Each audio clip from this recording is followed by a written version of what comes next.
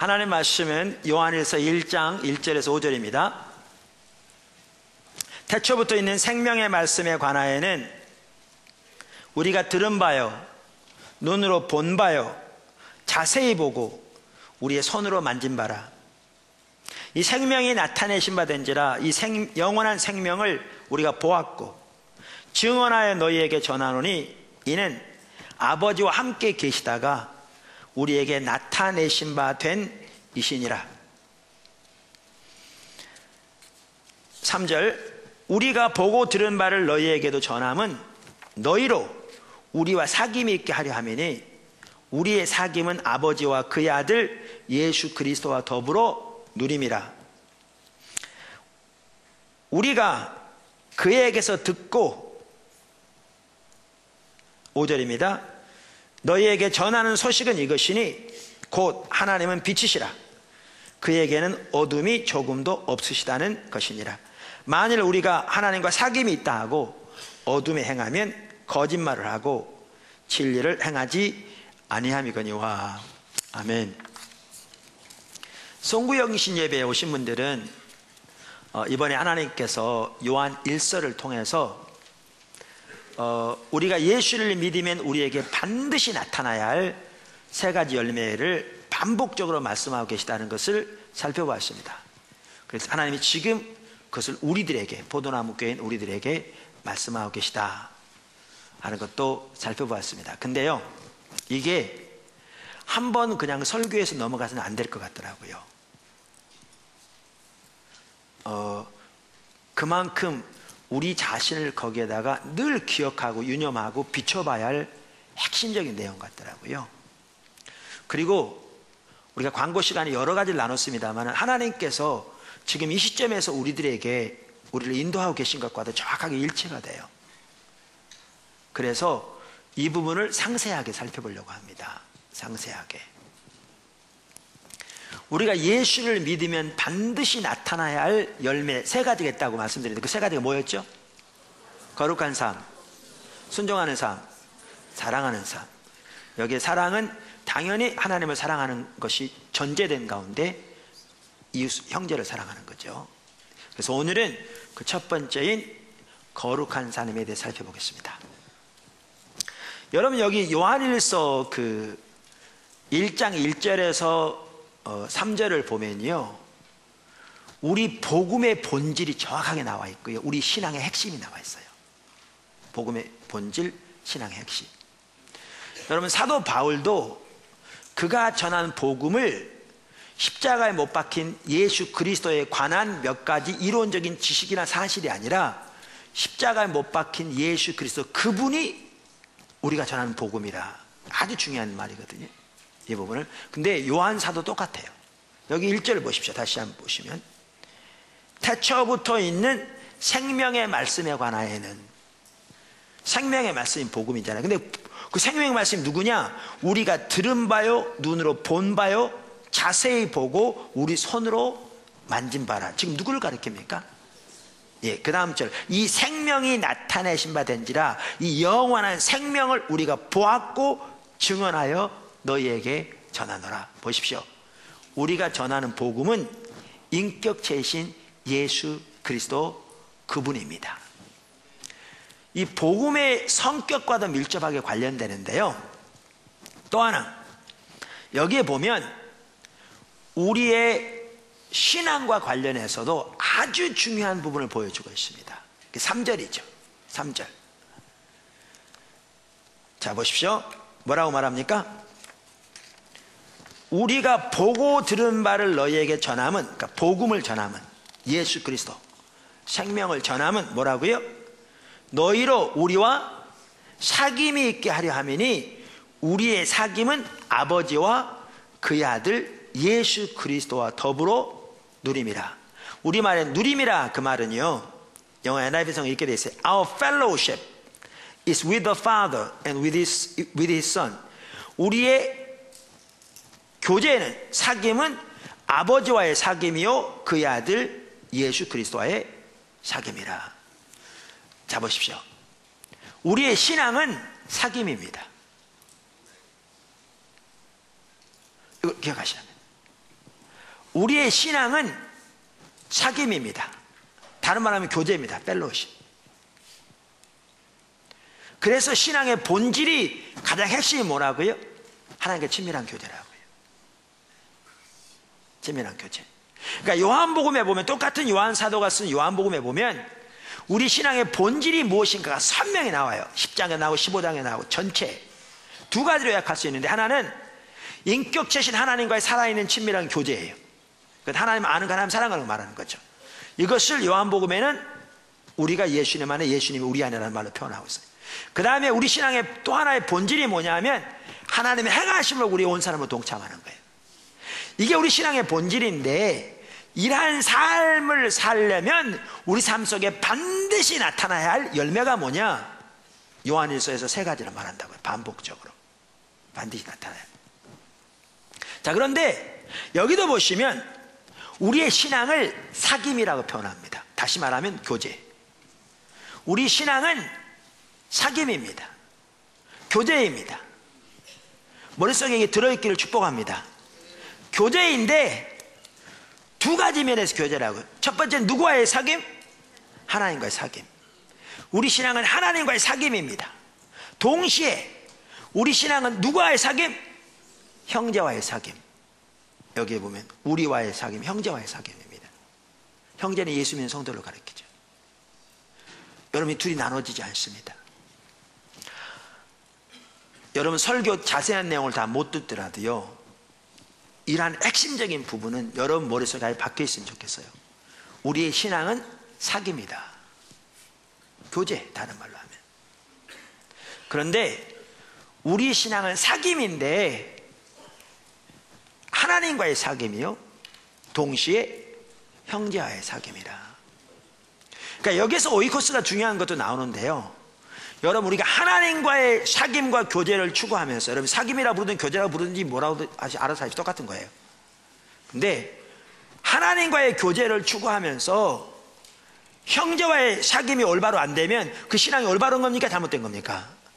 절름발입니다. 올바르지 못한 겁니다. 올바르지 못한 겁니다. 하나님 은혜를 구하셔야 합니다. 은혜를 구하셔야 돼요. 그래서 우리 신앙은 사귐이다. 하나님과의 사귐이고 형제와의 사귐이다. 아멘.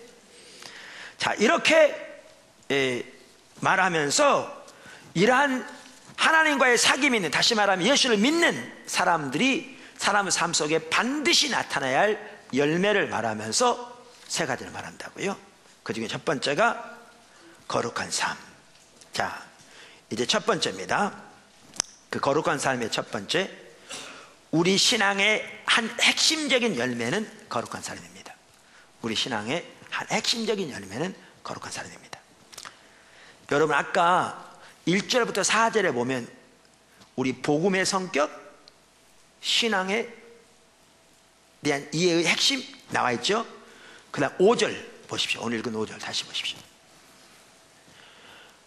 사도 요한이 말합니다. 우리가 그에게서, 여기 그는 누구죠? 예수님. 우리가 그분에게서 들은 것을 너희에게 전한다. 근데 그 소식이 이것이다. 자, 예수님께로부터 들은 것을 전한다고 하면서 이것이 메시지라 그래야 돼. 그 첫 번째가 뭡니까? 하나님은 빛이시라. 보십시오. 사도 요한이 예수님에게 들은 것을 전한다고 하면서 그 핵심을 거룩한 삶을 말합니다. 하나님 빛이시라. 빛이시라. 6절에 보면 이게 더 정확하게 나옵니다. 만일 우리가 하나님과 사귐이 있다고, 여기 보세요. 여기 사귐은 뭘 가리켜요? 우리 신앙을 가리킨다니까요. 아까 우리의 신앙을 뭐라고 표현했다니까요? 하나님과의 사귐, 형제와의 사귐. 그러니까 우리가 하나님과의 사귐이 있다 하고, 그러니까 이 말은 바꿔 말하면 우리가 예수를 믿는다고 하고 그 뜻이겠죠. 우리가 하나님과 사귐이 있다 하고 어둠에 행하면 거짓말을 하고 진리를 행하지 아니하거니와. 그러니까 심지어 이런 거죠. 우리가 하나님을 믿는다고 하면서 거룩한 삶을 살지 않으면 그건 사실이 아니다, 이런 뜻이잖아요. 이런 뜻이잖아요. 그만큼 거룩한 삶은 우리 믿는 사람들의 삶 속에 나타나야 할 핵심적인 열매 중에 하나입니다. 제가 이 부분을 조금 더 자세히 살펴볼 겁니다. 그러면 나는 죄를 짓는데 그럼 나는 예수 안 믿는 사람이냐? 아니요, 살펴볼 거예요. 근데 여기서 지금 말하고자 하는 것은, 이 저자는, 성경은 명백하게 우리가 예수를 믿는다면, 예수를 믿는 하나님과 사귐인데, 하나님과 사귐이 있다면 우리 삶 속에 반드시 나타날 열매로 첫 번째가 거룩한 삶이다, 이렇게 말하고 있다는 사실이죠. 아멘. 3장에서도 마찬가지입니다. 3장을 보십시오. 3장, 요한에서 3장 5절. 그가 우리 죄를 없애려고 나타나신 것을 너희가 아나니 그에게는 죄가 없느니라. 그 안에 거하는 자마다 범죄하지 아니하나니 범죄하는 자마다 그를 보지도 못하였고 그를 알지도 못하였느니라. 여기 보세요. 아까 우리 신앙을 아까 뭐라고 표현했죠? 하나님과의 사귐, 형제와의 사귐. 근데 여기에 보면 하나님과의 사귐이란 말을 다른 말로 뭐라고 표현합니까? 하나님 아는 것. 우리 신앙은 하나님을 아는 겁니다. 인격적인 하나님을 개인적으로 아는 것. 그래서 똑같은 저자가 쓴 요한복음 17장 3절에 영생이 뭐라고요? 참 하나님과 그가 보내신 자 예수 그리스도를 아는 것이라. 그런데 여기 보시면 하나님을 아는 것과 똑같은 의미로 뭐라고요? 그분을 보는 것이라고 표현하죠. 하나님의 영광을 보는 것. 요한복음 5장 37절에 말한 것과 똑같습니다. 자, 그러면서 이렇게 말하죠. 범죄하면, 죄를 지으면 그 사람은 하나님을 보지도 하나님을 알지도 못한 자라. 똑같은 내용입니다. 똑같은 내용입니다. 자녀들아, 아무도 너희를 미혹하지 못하게 하라. 의를 행하는 자는 그의 의로우심과 같이 의롭고 죄를 짓는 자는 마귀에게 속하나니 마귀는 처음부터 범죄함이라. 하나님의 아들이 나타나신 것은 마귀의 일을 멸하러 하심이라. 하나님께로부터 난 자마다 죄를 짓지 아니하나니 이는 하나님의 씨가, 하나님의 씨는 뭘 가리켜요? 성령. 하나님의 씨가 그의 속에 거하며 그도 범죄하지 못하는 것은 하나님께로부터 났습니다. 이러므로 하나님의 자녀들과 마귀의 자녀들이 드러나나니 무릇 의를 행하지 아니하는 자나 또는 그 형제를 사랑하지 아니하는 자는 하나님께 속하지 아니하니라. 여기 보세요. 6절, 그 다음에 8절, 죄송합니다. 9절, 10절 보시면 뭐라고 그랬어요? 하나님 아는 자, 하나님과의 사귐 있는 자, 하나님 믿는 자, 이 사람 죄를 짓는다고 안 짓는다고요? 안 짓는다고요. 오해하지 마시라니까요. 그러니까 여기서 지금 말하는 건 뭐냐 하면, 우선 하나는 우리가 예수를 믿는다면 반드시 나타날 열매로 뭐를 말하고 있다고요? 거룩한 삶을 말하고 있다고요. 자, 그럼 이 말은 그럼 뭐냐? 그럼 우리가 예수를 믿는다는 것은 죄를 한 번도 안 짓는다는 말이냐? 죄를 한 번이라도 지으면 그 사람은 예수를 안 믿는 사람이라는 얘기냐? 그렇습니까? 아니에요. 그럼 우리 중에 한 사람도 예수 믿는 사람 없어야 돼요. 저를 포함해서. 그럼 이 말은 뭐냐? 이 말의 핵심이 뭐냐면 시제입니다. 시제. 그러니까 지금 여기에 나오는 6절이라든가 9절, 10절, 그 죄를 짓는다, 뭐 범죄한다, 이 모든 구절들이 현재형입니다. 네, 현재어로 헬라어로 현재형은 지속적인 행동을 가리킵니다.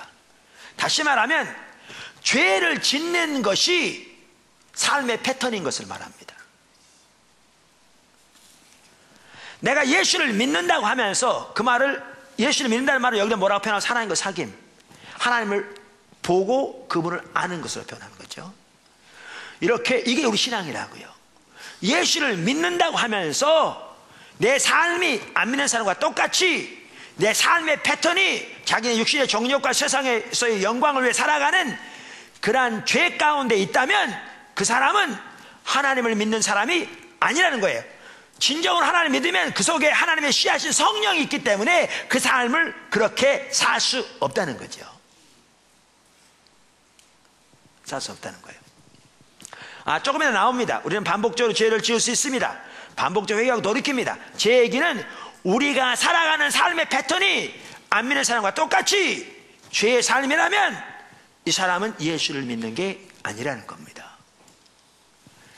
아주 중요한 말입니다. 그러니까 여기에 지금 1장이건 3장이건 이 요한일서가 분명하게 우리에게 보여주는 게 뭐냐 하면, 우리가 예수를 믿는다면, 그 말은 하나님을 안다면, 그 말은 하나님과의 사귐이 있다면 반드시 우리에게 나타날 열매로 거룩한 삶을 말하고 있고, 이것이 예수를 믿는 것과 나눠지지 않는다라는 것을 반복적으로 강조하고 있는 걸 볼 수 있습니다. 아멘. 여기서 이것만 보시기 바랍니다. 나머지는 그 다음에 살펴보겠습니다. 다음으로 넘어가기 전에 여기 7절을 보면요, 오늘날 우리와도 관련해서 중요한 부분이 있는 것 같더라고요. 7절, 3장 7절 뭐라고 그랬어요? 자녀들아, 아무도 너희를 미혹하지 못하게 하라. 그러니까 이 말은 그 당시에 많은 사람들이 성도들을 미혹했던 걸 볼 수 있죠. 미혹했던 것을 뭘 두고 하느냐? 그 당시 이단들을 두고 한 얘기예요. 그 당시 영지주의적인 가치관을 가진 이단들이 있었어요. 그 영지주의가 뭔지 혹시 아시죠? 그게 뭐냐 하면 이분법 나누는 거예요. 육신은 더럽고 악한 것, 영은 깨끗하고 선한 것. 그러니까 그들은 예수님이 육을 입고 오셨다는 걸 부인했어요. 어떻게 더러운 육신을 입고 오냐? 영지주의자들은요, 그들의 가장 원하는 바가 사람이 죽어서 깨끗한 영이 이 더러운 육신의 속박에서 벗어나는 게 빨리 원하는 축복이라고 그랬어요. 이런 가치관을 가지고 있었기 때문에 그들에서 윤리적으로 두 가지 어떻게 보면 상반된 그러나 같은 가치가 나온 건데, 하나는 뭐냐 하면 극단적인 금욕주의죠. 육은 더러운 거니까 모든 걸 다 절제해야 한다는 거죠. 먹는 것도 모든 걸 다. 또 반대로 어떤 사람들은요, 육은 어차피 더러운 거니까 영이 아무런 영향도 미칠 수 없다. 그러니까 원하는 대로 살으라는 거죠. 상관없이. 그래서 이제 조금 이따 보겠지만 예수 믿는, 그러니까 성도들 중에서도, 그러니까 무리들 중에서도 많은 사람이 미혹됐어요. 그러면서 그것이 잘못됐다는 거죠. 아무도 너희를 미혹하지 못하게 하라. 우리가 하나님을 안다면 거룩한 삶을 살게 돼 있다. 하나님을 안다고 하면서 거룩한 삶을 살지 않는 것은 거짓말하는 거다. 이렇게 말하고 있는 거죠. 제가 이것을 읽으면서요, 여러분, 오늘날 구원파가 영지주의적인 가치관이 있습니다. 그들은 예수를 믿으면 우리의 과거, 현재, 미래의 모든 죄가 용서받았기 때문에 더 이상 우리는 죄를 지을 수가 없어서 회개할 필요가 없다고 생각하는 거죠. 근데 하나님 뜻은 전혀 그렇지 않습니다. 우리의 거룩한 삶이 있어야 돼요.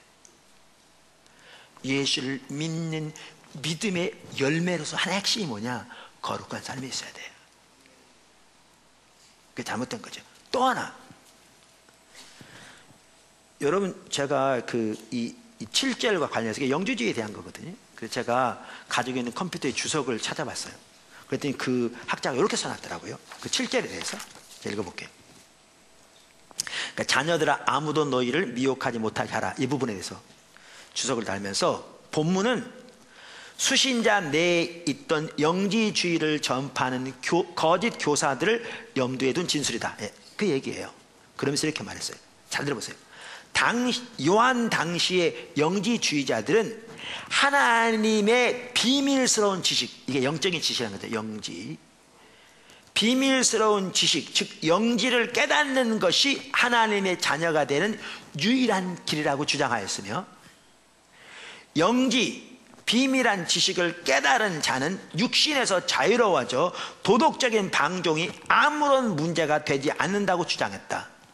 이러한 영지주의자들의 신학과 윤리의 가르침은 요한 당시에 많은 그리스도인들을 미혹시켰다. 그래서 요한은 사도들이 전하여 준 복음 이외의 것을 가지고 미혹하는 자들을 멀리하며 거절할 것을 권면하고 있다. 그런데 오늘날 이와 똑같이 가르친 자들이 누구냐?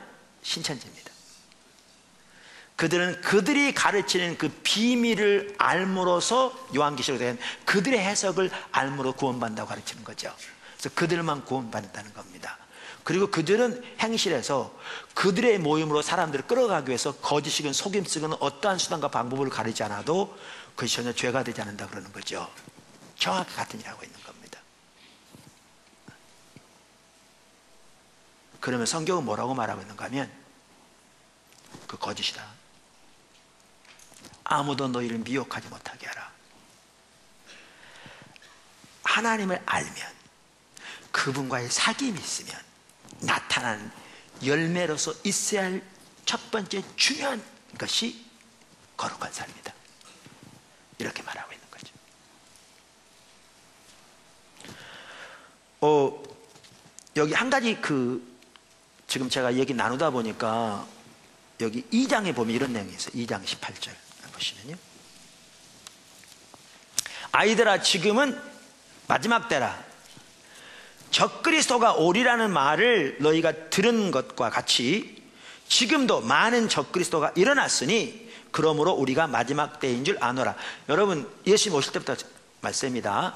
그리고 말세지 말에 적그리스도가 나타날 겁니다. 요한계시 나오는. 근데 여기는 그것뿐만 아니라 그때 이미 적그리스도들이 많이 나타났다는 거죠. 근데 여기서 말하는 적그리스도가 누구냐? 이 이단적인 가르침을 가르치는 사람들, 그리고 미혹된 사람들을 다 뭐라고 부르고 있는가? 여기 보시면 적그리스도라고 부르고 있습니다. 여기 보시면. 자, 그러면서 이렇게 말합니다. 그들이 우리에게서 나갔으나, 이걸 보면 그렇게 미혹된 사람들이 적지 않았던 걸 볼 수 있죠. 교회에서 이들이 나가서 그렇게 빠졌다 그 말이에요. 우리에게서 나갔으나 우리에게 속하지 아니하였나니 만일 우리에게 속하였더라면 우리와 함께 거하였으려니와 그들이 나간 것은 다 우리에게 속하지 아니함을 나타내려 함이니라. 그러면서 그 다음에 쭉 읽어보시면 우리가 진정으로 하나님과 사귐이 있으면 우리에게 성령의 기름 부음이 있죠. 성령이 안에 계시니까 그분이 우리를 진리 가운데 인도하실 거라 그 말이죠. 그럼 이렇습니다. 오늘날 아까도 말한 정말 말도 안 되는 그러한 가치관을 가리켜서 하나님에게서 완전히 벗어나게 만드는 것으로 나가는 많은 성도들 중에서도 많이 이렇게 교회에서도 많이 미혹되는데, 그들 중에 일부는 올바른 신앙을 가지고 있으면서도 정말 잘못 가르침을 받아서 미혹되는 사람도 있을 겁니다. 그러나 오늘 본문을 보아도 알 수 있듯이 훨씬 더 많은 사람들은, 어떻게 보면 대부분은 그들이 교회에는 다녔을지 몰라도 하나님을 모르는 자들이죠. 그분을 알았더라면, 그분과의 사귐이 있었더라면 주의 영이 그들 가운데 거하였을 것이요, 그들이 이러한 왜곡된 것으로 나가지 않았겠죠. 그래서 여러분 여기서 볼 수 있는 한 가지는 뭐냐 하면, 우리가 하나님과의 사귐이 있다면 우리에게 나타나야 할 한 가지가 뭐냐? 거룩한 삶의 열매가 반드시 나타나야 한다는 겁니다. 아멘. 우리가 반드시 바라보고 나가야 할 부분입니다. 우리 자신을 점검하는. 두 번째, 거룩한 삶의 한 핵심은 하나님의 길을 따라 사는 것입니다. 거룩한 삶의 한 핵심은 하나님의 길을 따라 사는 것입니다. 다시 말하면 하나님의 다림줄에 합한 삶입니다. 3장 1절 보십시오. 3장 1절. 보라, 아버지께서 어떤 사랑을 우리에게 베푸사 하나님의 자녀라 일컬음을 받게 하셨는가. 우리가 그러하도다. 우리가 하나님의 자녀라 그 말이죠. 그러므로 세상이 우리를 알지 못함은 그를 알지 못함이라. 사랑하는 자들아, 우리가 지금은 하나님의 자녀라. 장래에 어떻게 될지는 아직 나타나지 아니하였으나 그가 나타나시면 우리가 그와 같을 줄을 아는 거로 그의 참모습 그대로 볼 것이기 때문이라. 여기가 여러 가지 포함될 것 같아요. 하나는 뭐냐? 우리 하나님의 자녀인데 하나님의 자녀에게 주어진 유업 중의 핵심이 뭐냐? 유업 중의 핵심이 주님 오실 때 그분처럼 될 거라는 거죠. 실감이 안 나신 모양이에요. 실감이 안 날 거예요. 왜냐하면요, 오늘날 우리의 신앙이 너무나 세속주의로 타락해버렸어요. 그러니까 예수 믿는다는 것이 그저 사업 좀 잘 되고 몇 가지 문제 해결되는 수단으로 전락해버렸어요.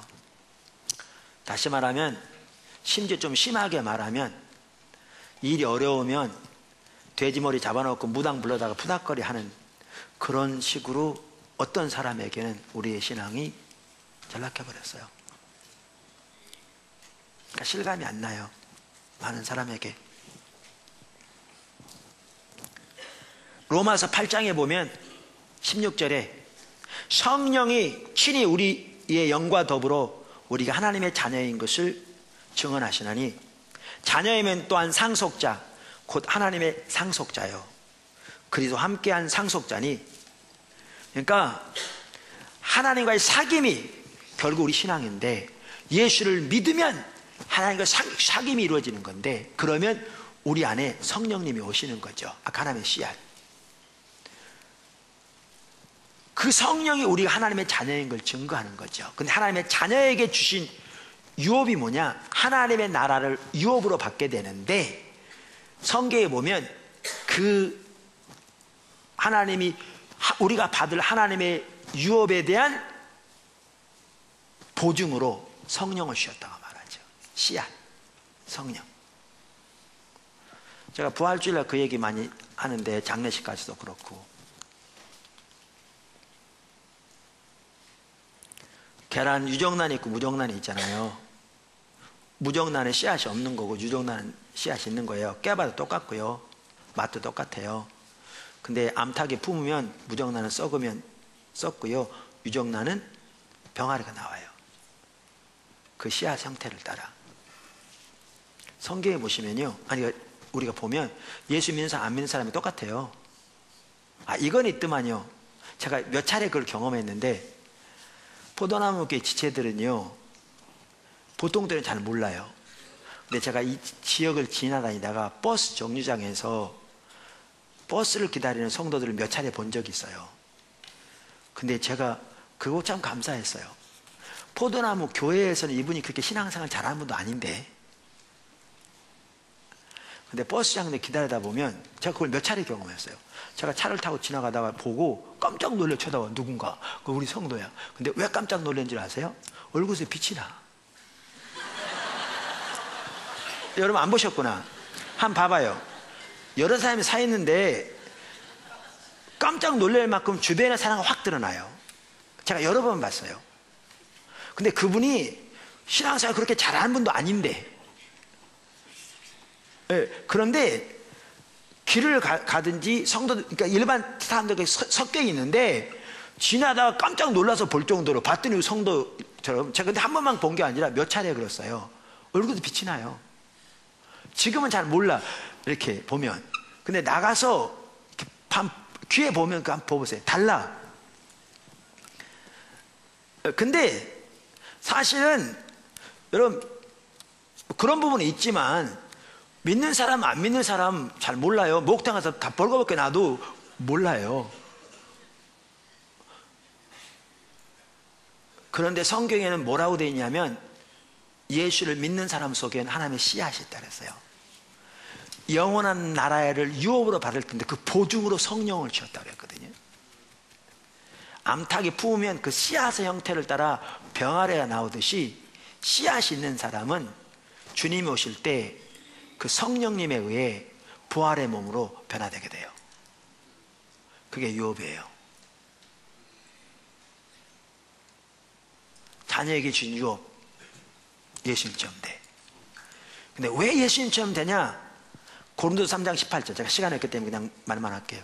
우리가 주님의 영광을 보는 만큼 주의 형상으로 변화되는데, 그날에는 주님의 영광을 있는 모습 그대로 페이스 투 페이스 볼 것이기 때문에, 그러니까 주님처럼 변화될 거라고요. 이게 하나님의 자녀인 우리들에게 주신 유업이에요. 그 보증이 이미 우리 속에 와 계세요. 우리가 이런 걸 잘 알아야 되는데, 사실 저도 그렇게 기도해요. 하나님이 이것을 더 잘 알게 해주세요. 우리가 이것을 더 잘 알면 이 땅에 사는 동안에 일희일비 안 할 거잖아요. 우리 목표가 더 또렷할 거고.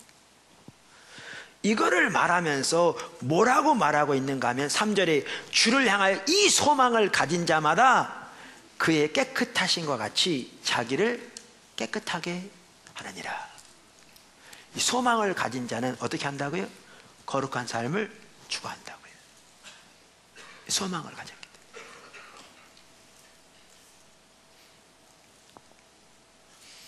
그러면서 4절에 보면 이렇게 말합니다. 4절에 보면 죄를 짓는 자마다 뭘 행하나니? 불법을 행하나니 죄는 불법이라. 영어 NIV 성경에 보면 Everyone who sins, 죄를 짓는 모든 사람들은 breaks the law, 법을 어기는 거다. 하나님의 법을 어기는 거다. In fact, 사실상 sin is lawlessness, 죄는 법이 없는 것을 말한다. 그러니까 이걸 보면 거룩한 삶을 위한 한 핵심적인 부분이 뭐냐? 하나님의 길을 따라 행하는 삶이에요. 하나님의 법을 따라 행하는 삶, 다른 쪽에 가는 삶. 자, 그래서 머릿속에 새기십시다. 거룩한 삶의 요한일서에 보면 핵심이 3가지 이렇게 딱 돼 있더라고요. 그 외에도 있겠지만 제가 보기에는 하나가 뭐냐? 거룩한 삶은 하나님의 길을 따르는 삶이다. 아까도 말한 대로 시간도 물질과 똑같이 하나님이 우리에게 맡겨주신 것인데, 우리가 청지기로서 그거를 섬겨야 되는데, 우리가 그것을 청지기로서 선하게 사용하지 못하면 그것이 죄라고요. 죄라고요.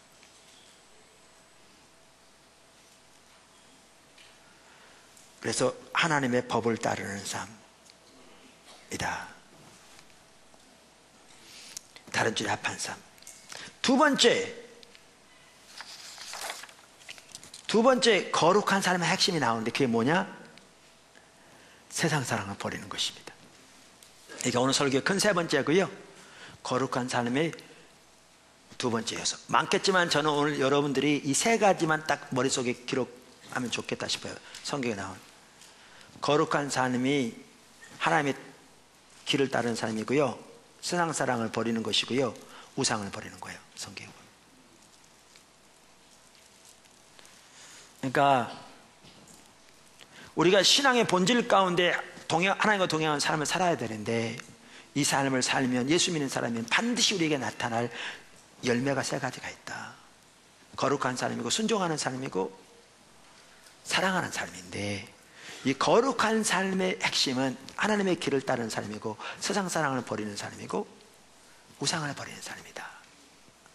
이게 우리 속에 딱 들어있다면 수시로 우리 자신을 거기에 비춰보면 될 것 같아요. 아멘.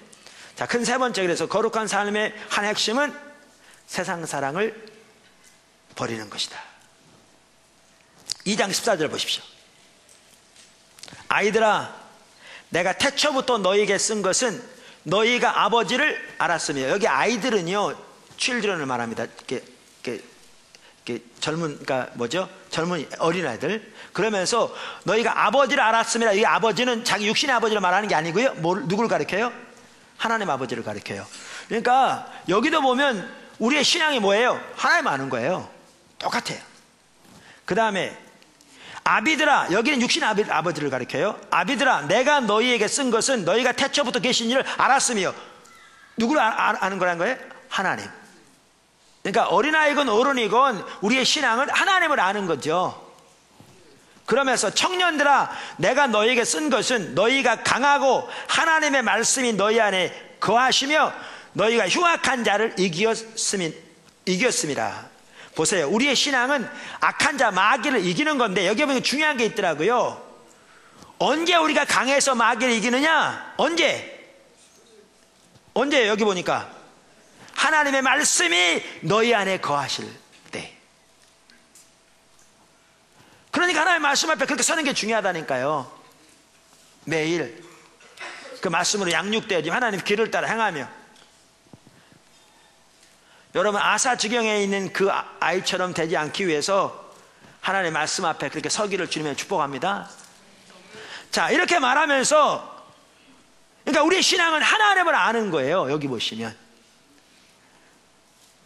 아이든지 어른이든지. 그리고 여기에 중요한 한 가지가 하나님의 말씀 우리 속에 거하시는 거예요. 그러면서 나온 말이 뭐냐면 2장 15절입니다. 이 세상이나 세상에 있는 것들을 사랑하지 말라. 누구든지 세상을 사랑하면 아버지의 사랑이 그의 안에 있지 아니하니, 이 세상에 있는 모든 것이 육신의 정욕과 안목의 정욕과 이생의 자랑이니 다 아버지께로부터 온 것이 아니요 세상으로부터 온 것이라. 이 세상도 그 정욕도 지나가되 오직 하나님의 뜻을 행하는 자는 영원히 거하느니라. 아멘. 그래서 여기에 우리가 거룩한 삶의 한 부분이 뭐예요? 세상 사랑을 버리는 거예요.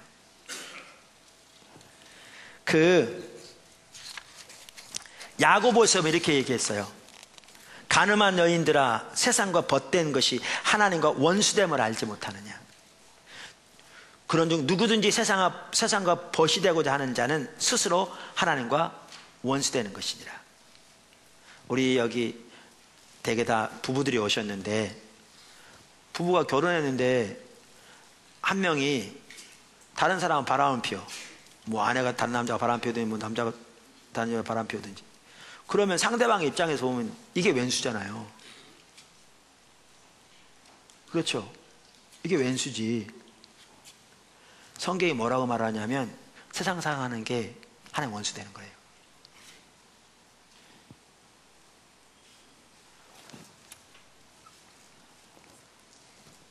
여기 여자가 있어요. 결혼했어. 남편은 뭐냐? 자기 돈 벌어준 사람에 불과해. 그리고 인생의 만족과 기쁨과 재미는 누구한테 얻냐? 다른 남자한테 얻어. 그러면 이 남편은 어떻겠어요? 이게 왼수지. 우리가 하나님 믿어. 근데 하나님은 우리 필요한 거 채워주는 분에 불과해. 그 삶의 만족과 기쁨과 삶에 원하는 모든 것은 세상에서 얻어. 그게 세상 사랑입니다. 그게 하나님의 원수 되는 겁니다. 그러면 세상 사랑이 뭐냐? 그러니까 어떤 분은요, 세상 사랑 그러니까 가족들하고 좋은 날에 야외에도 놀러 안 가요. 그게 세상 사랑인 줄. 아니요. 어떤 사람은 부부간의 은밀한 뭐 즐거운 시간 안 가죠. 그 세상 사랑 여기니까. 아니요, 그거 아니에요. 그럼 세상 사랑이 뭐냐? 성경에서 말하는 세상 사랑은 그 특징을 세 가지로 나눴어요. 육신의 정욕과 안목의 정욕과 이생의 자랑을 따라 사는 거예요. 제가 어느 한 학자가 주석에 달아놓은 걸 그냥 읽어볼게요. 설명하려면 이거 따로 한 시간 해야 되니까 읽어보겠습니다. 육신의 정욕은 타락한 사람의 본성으로 하나님을 대적하고 자기 만족만을 추구하는 자세를 의미한다. 안목의 정욕, 이것은 외적인 것을 bom으로 유혹을 일으키는 성적인 욕망은 물론 모든 사물을 탐닉하는 욕망을 의미한다. 이생의 자랑, 여기에 나타난 속격에 대한 견해에 따라 두 가지로 해석될 수 있다. 주격으로 해석할 경우 본문은 세상적인 물질이나 명성에 대해 과대평가에 자랑하는 허세를 의미한다. 목적격으로 이해할 경우 본문은 세상적인 것에 대한 자랑을 의미한다. 이생의 자랑은 이 두 가지 의미를 모두 내포하고 있다. 즉 그것은 소유하고 있는 물질뿐만 아니라 태도나 행위를 자랑하거나 혹은 과대평가하여 허세를 부리는 것을 의미한다. 좀 잘 모르시겠죠? 이생의 자랑을요, 영어 NIV 성경에는 뭐라고 번역하냐면 이렇게 번역했어요. 이생의 자랑을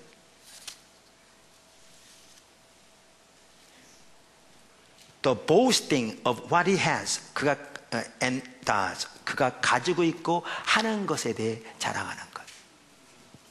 그러니까 여러분이 세상에서 가지고 있고 하는 행동에 대해서 자부심을 가지고 그것이 여러분의 만족이 된 삶이 이생의 자랑이에요.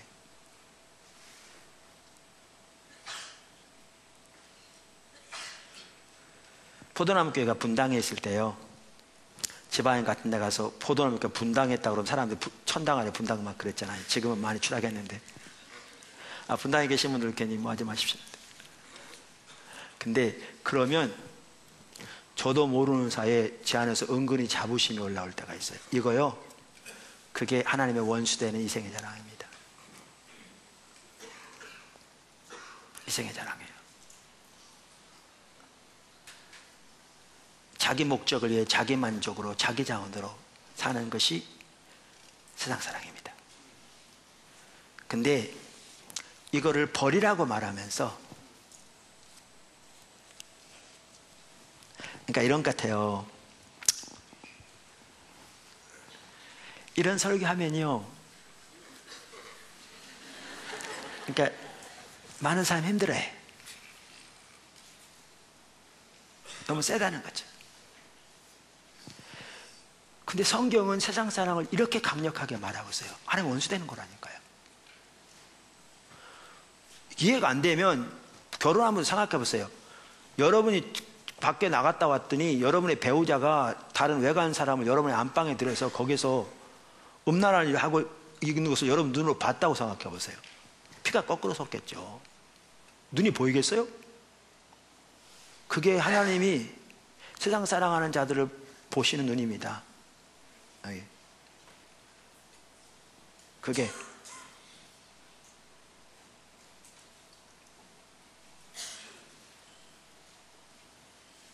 하나님은 자기의 필요를 채워주는 분이고 자기 원할 때 도움을 주는 분에 불과하고 자기 삶의 만족과 기쁨과 자기 살아갈 이유와 모든 것은 세상에 찾는 거죠.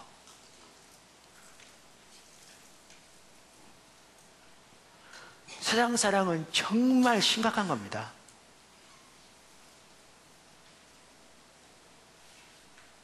성경은 명백히 말합니다. 근데 이런 걸 나누면 부담스러워요.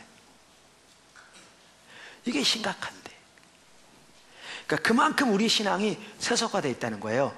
근데 성경은 세상 사랑은 버리라고 말하면서 뭐라고 말하느냐면 이렇게 말해요. 그 다음에 보시면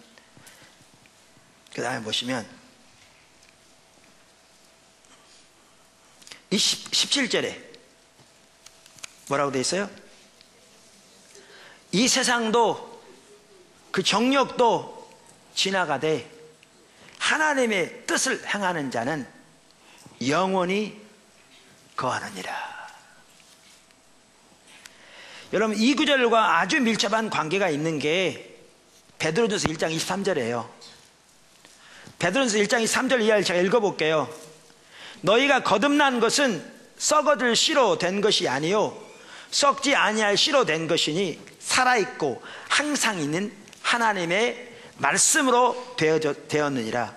그러므로 모든 육체는 풀과 같고 그 모든 영광은 풀의 꽃과 같으니 풀은 마르고 꽃은 떨어지되 오직 주의 말씀은 새색토록 있도다 하였으니 너희에게 전한 복음이 곧 이 말씀이니라. 이게 복음의 핵심이라고요.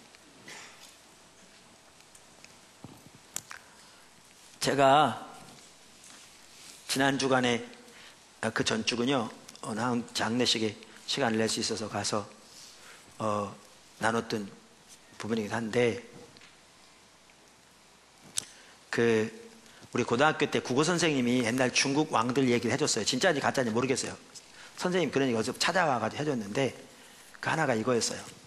어떤 왕이 국민들이 하도 법을 안 지키니까 잘 지키게 하기 위해서 이런 꾀를 낸 거예요. 광화문 같은 그 중심 거리에다가 방을 붙여놓은 거예요. 여기다 뭘 하나 세워놓고 동그라미 그려놓고 이걸 여기다 옮긴 자는 큰 상을 내리겠다고 써놓은 거예요. 사람들이 그걸 보면 다 비웃었어요. 누가 이런 장난하냐, 야 이거 옮긴다고 그 돈 주겠냐. 아무도 안 옮겼어요. 그런데 한 번에 애들이 장난하다가 그냥 가지고 놀다 이걸 이렇게 옮긴 거예요. 그랬더니 왕이 보고 있다가 그 아이 데려다가 모든 그 백성들을 모아놓고, 물론 그 지역인 백성들이겠죠, 모아놓고 약속한 상을 다 내린 거예요. 사람들마다 그럴 줄 알아서 내가 옮기는 건데, 그 사람의 말은요 그 사람의 성품만큼 확실합니다. 내가 말도 안 지키는 개망난이라면 내가 말해봐야 아무 의미가 없어요. 근데 내가 지킨 말은 반드시 지키는 사람이라면 내 말은 내 인격만큼 확실합니다. 우리가 받은 구원이요 하나님의 말씀에 기초한 것으로서 그분의 신실하신 만큼 확실합니다.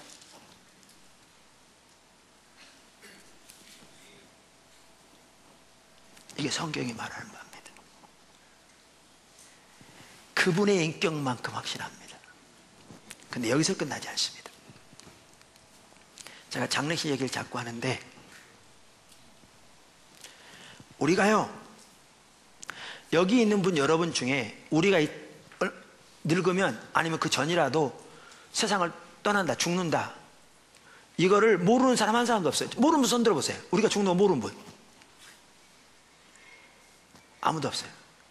그런데 아무리 연세가 많은 분이라도, 아무리 몸이 아픈 사람이라도 우리가 죽는다는 사실을 인식하고 사는 사람은 드물어요. 드물어요. 그날이 없을 것처럼 살아요. 드물어요. 그러니까 장례식장 같은 데 가면 거기는 죽음을 직면하는 거잖아요.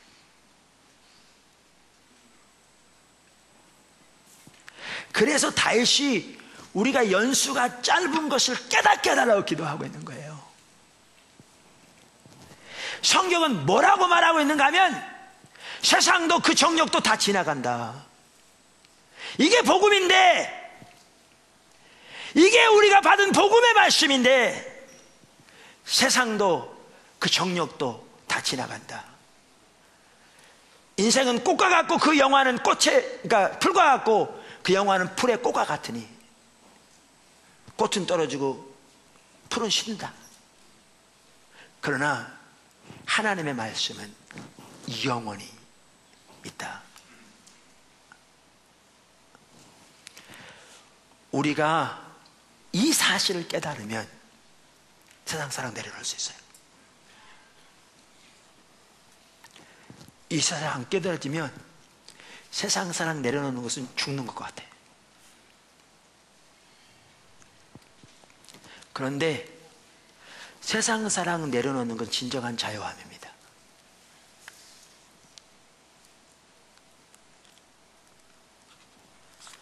제가 아까 그 재정적인 면에서 하나님의 그 목적을 위해, 그러니까 하나님의 천한 청지기로 사는 것을 이렇게 잘 하고 있다고 생각한다고 말씀드렸는데, 못하는 부분도 없지는 않겠지만 생각했는데, 하나님 저 개인적으로 제가 가끔 나눴기 때문에 아시겠지만, 나눠서 하나님이 주신 것이니까, 특별히 저는 복음을 위해 살면서 하다 보니까 이렇게 하나님 사례를 받는 거잖아요. 주신 것이니까 하나님 위해 쓰는 거 이렇게 다뤄 가시면서 구제하고 쓰는 거 그렇게 했는데요. 물질에 대한 저는 물질에 대한 집착 없는 줄 알았어요. 근데 주님이 다루시니까 전혀 안 그렇더만요. 근데 다루고 가시면서 주님 앞에 내 손을 펼치고 그 내려놓는 거요, 정말 자유함이 있습니다. 그리고 진정한 풍요함이 거기 있습니다.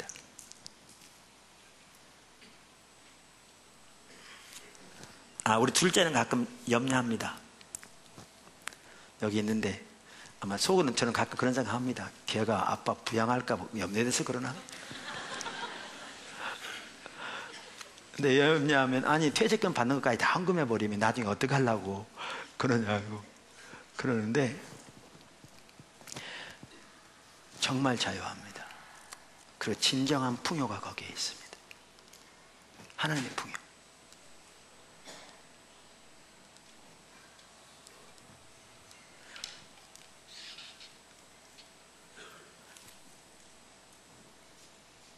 꽃은 이 세상도 그 정욕도 지나가되 주의 말씀은 영원히 있느니라. 이게 복음의 핵심입니다.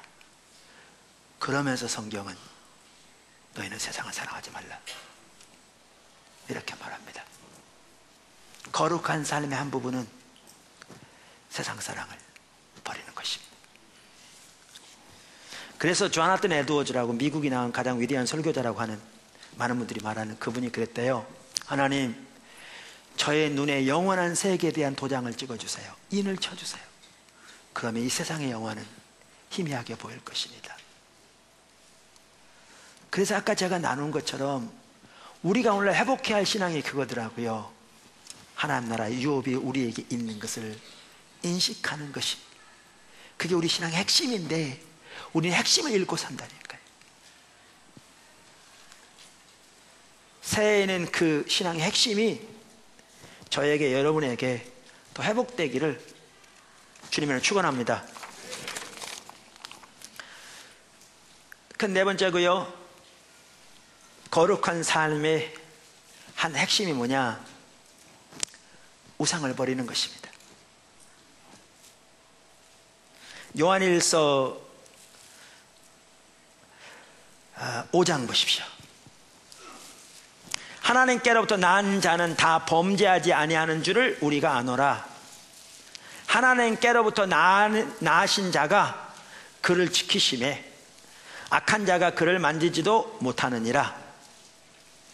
하나님이 지킨다 그 말이죠. 우리를. 뭐 어떤 사람을 지킨다고요? 하나님께서 난 자, 그러니까 거듭난 자. 또 어떤 사람을 지킨다고요? 거룩한 삶을 사는. 그러면 우리가 거룩한 삶을 안 살면 어떻게 하냐? 안 지킨단 말이냐? 지키시죠. 문제가 뭔지 아세요? 거룩한 삶을 살지 않으면요, 우리가 우리의 인생을 악한 자에게 문을 여는 거예요. 이런 것 같더라고요. 제가요, 지금 이 포인트 살펴보고 세 개를 더 살펴봐야 되는데 시간이 도저히 안 돼서 제가 나눠서 하겠습니다. 오늘 여기까지 살펴볼 텐데 성찬하셔야 되니까. 이런 것 같아요. 저 개인적으로 볼 때 이런 것 같았어요. 사역도 작고 교회가 작을 때는 내 삶에서 어떤 이렇게 뭔가 이렇게 죄라든가 뭐 회개하지 않은 거라든가 또 뭐 사람의 관계라든가 이렇게 무너져서 이 틈이 이만큼 벌어져 있어도 공격이 훨씬 작아요. 근데 하나님이 쓰실수록, 드러날수록, 교회 하나님이 함께 할수록 틈이 요만큼만 있어도요, 그걸 통해서 오는 공격은 옛날보다 몇 배, 몇십 배 써요. 근데 나만 그런 건 아니고 교회도 그런 것 같아요. 여러분 삶에도 그래요. 제가 어제 말씀드렸잖아요. 어제 제 아내가 무슨 일 뭐 해가 제가 성질 팍 냈어요. 사무실에서. 뭐 저 나름대로는 성질을 낼 만한 당연한 이렇게 이유가 있었다고 생각할 수 있어요.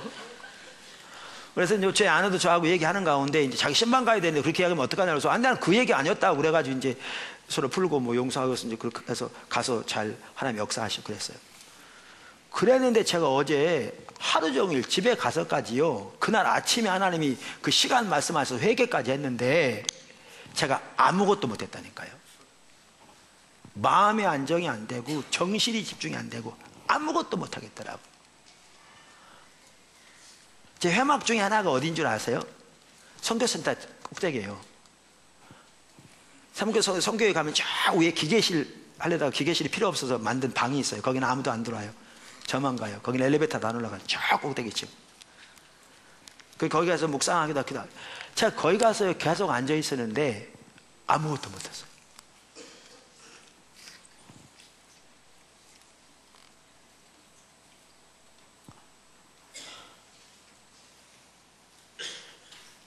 하나님 보호하세요.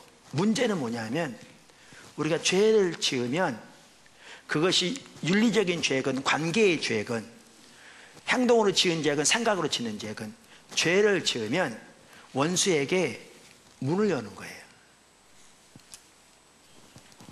구멍을 내주는 거예요. 그런데 하나님이 함께 할수록 공격은 훨씬 강해져요. 뭐 그러냐? 해보십시오. 그런지 안 그런지. 여러분과 여러분이 신앙이 그저 명목적인 신앙이 있으면 사단이 별로 신경 안 써요. 왜? 괜히 건드렸다가 정신 차려가지고 주님 찾기 시작하면 골치 아프잖아요. 근데 여러분이 주님의 뜻대로 몰고 살려고 생각하고 결단하고 주님의 은혜를 구하면 사단은 가만히 있어. 그리고 훨씬 더 많은 공격이 있어요. 왜? 가만히 놔두면 안 되겠거든. 비상이 걸리죠. 근데 그럴 때일수록 그래서 하나님의 특별히 뒷받침하시고 함께 하신다 이럴 때일수록 공격이 세요. 세. 어떨 때는요 제가 의도하지 않았는데 이건 공격이라고 분명히 알겠는데 그런데 아주 안 좋은 생각들이 저한테 이렇게 몰려올 때가 있다니까요. 제가 이건 내가 생각하는 난 전혀 생각도 하지 않고 이 부분에 지금 나는 전혀 거기에 관심도 거기에 지금 이 순간에 전혀 어떠한 거기 생각도 안 하고 있는데 외부에서 오는 것처럼 온다고 내가 느껴질 만큼 이 생각이 몰려오는 것처럼 막 먹구름이 몰려온 것처럼 공격할 때 있다니까요. 생각으로요. 우리를 보호하세요. 예수님이. 근데 어떤 자를 보호하신다고 그랬냐면 하나님께 난 자, 거듭난 자, 구원한 자. 근데 또 어떻게 해요? 거룩한 삶을 사는 자. 거룩하지 않아도 보호하세요. 문제는 뭐냐면 거룩한 삶을 살지 않으면 우리가 구멍을 열어놨기 때문에 사단이 우리를 공격할 수 있는 빌미를 제공한 거라고요.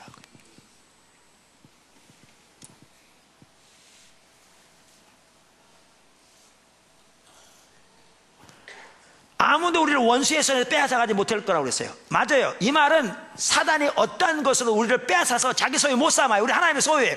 근데 이 말은 우리의 삶에서 사단의 어떠한 공격도 없을 거라 그 얘기를 말하는 건 아니에요. 그걸 말했으면 뭐 때문에 너희가 깨어라 경성하라 뭐죠? 그 전신갑주를 입으라 그런 말은 뭐하러 하겠어요? 예수가 믿으면 다 끝나는 건데. 아니죠. 아니죠. 자, 그러면서 여기에 보시면 하나님께로부터 나으신 자가 그를 지키심에 악한 자가 그를 만지지도 못하느니라. 그만큼 거룩한 사람이 축복이에요. 여러분 거룩한 사람이 축복이에요. 거룩한 사람이 부담이 아니고 축복이에요. 하나님 우리를 지키심에 만지지도 못한다. 얼마나 큰 축복입니까? 할렐루야. 그러면서 또 아는 것은 우리는 하나님께 속하고 온 세상은 악한 자에 처한 것이며 또 아는 것은 하나님의 아들이 이르러 우리에게 지각을 주사 성령을 통해 지각을 주사 우리로 참된 자를 알게 하신 것과 참된 자가 누구예요? 예수님. 참된 자를 알게 하셨다. 신앙이 하나님 아는 거예요. 예수님 아는 거예요. 알게 하신 것과 우리가 참된 자 곧 그의 아들 예수 그리스도 안에 있는 것이니 그는 참 하나님이시여 영생이시라. 예수님이 아는 것이 하나님 아는 것이 우리 신앙이야. 그러면서 요한일서를 마감하면서 마지막 절이 뭔지 아세요? 이 절입니다. 자녀들아 너희 자신을 지켜 우상에게서 멀리하라. 거룩함으로 시작했다가 거룩함으로 끝납니다. 거룩한 삶을 살 때 지킬 거라.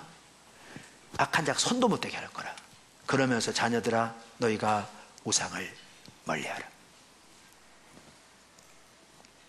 우상 숭배 버리는 거죠. 우상은 겉에 있는 형상만이 아니에요. 우리 마음속에 하나님을 대체하는 게 우상이에요. 우상 우리 마음에 있거든요. 이제 설교 마치겠습니다. 그래서 이렇게 말하죠. 히브리서 12장 1절에서 2절도 이러므로 우리에게 구름같이 둘러싼 허다한 증인들이 있으니 모든 무거운 것과 얽매이기 쉬운 죄를 벗어버리고 인내로서 우리 앞에 당한 경주를 하며 믿음의 주요 또 온전케 하시는 이인 예수를 바라보자. 그는 그 앞에 있는 기쁨을 위하여 십자가를 참으사 부끄러움을 개의치 아니하시더니 하나님 보좌 우편에 앉으셨느니라. 오늘 뭘 살펴봤냐면요, 예수를 믿으면 우리에게 반드시 나타날 열매 세 가지 중에 첫 번째인, 순서는 중요하지 않습니다. 첫 번째인 거룩한 삶에 대해서 살펴봤어요. 그러면서 성경에 보면 이 거룩한 삶에 대해서 크게 세 가지를 나누고 있다. 그 외에도 많겠지만 요약하자면 첫 번째가 뭐예요? 하나님의 법을 따르는 삶, 길을 따르는 삶. 두 번째는 세상 사랑을 버리는 것. 세 번째는 우상을 버리는 것. 제가 그러면 거룩한 삶을 살기 어떻게 해야 될 건가? 이게 세 가지가 나오는데요, 이거는 다음 주에 해야 될 것 같습니다. 오늘은 시간이 없어서 다음 주에 나눠서 할 텐데, 우리가 이걸 꼭 살펴봤으면 좋겠어요.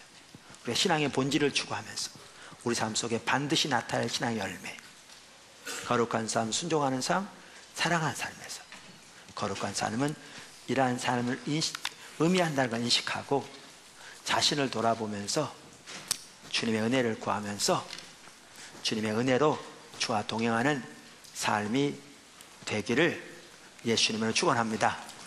여러분도 저처럼 하나님 앞에 그렇게 한번 기도해 보세요. 하나님이 저와 정말 함께 하시면, 함께 하시지, 어떨 때는 그런 생각이 들 때가 있잖아요.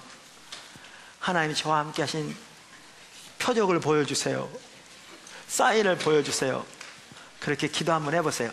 그러면 하나님이 곧바로 여러분 삶 속에 여러분의 죄를 들추시기 시작하실지도 모릅니다. 그게 축복이죠.